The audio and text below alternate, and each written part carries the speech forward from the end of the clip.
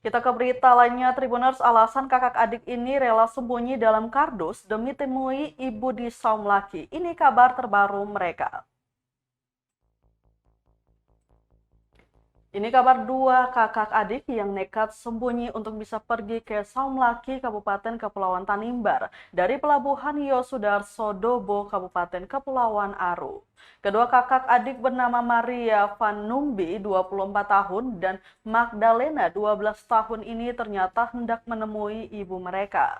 Kapolres Kepulauan Aru AKBP Dwi Bakhtiar Rifai mengatakan setelah diperiksa, kedua perempuan mengaku berencana pulang ke Adaud, Kabupaten Kepulauan Tanimbar untuk bertemu dengan ibu mereka. Karena selama ini mereka tinggal dengan ayah kandung yang kerap memarahi hingga melakukan kekerasan fisik. Saat ini lanjutnya mereka sementara dititipkan ke rumah saudaranya di Markas Kompi Senapan atau Kipan di Dobo sesuai permintaan sang ibu.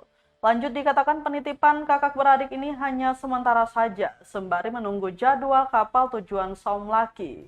Diberitakan MRF berusia 24 tahun dan MF berusia 12 tahun nekat kabur dari rumah dengan cara menyelundupkan dirinya sendiri ke dalam kapal KM Sirimau di Pelabuhan Yosudarso Dobo, Kabupaten Kepulauan Aru, Maluku. Kakak beradik itu bersembunyi di dalam kardus yang diantar ke pelabuhan oleh pria bernama Julianus Kilanmase.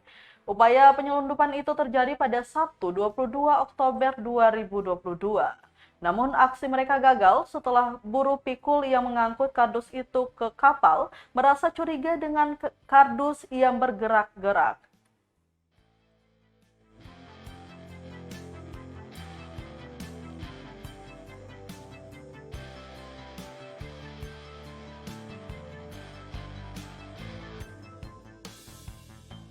Terima kasih sudah nonton.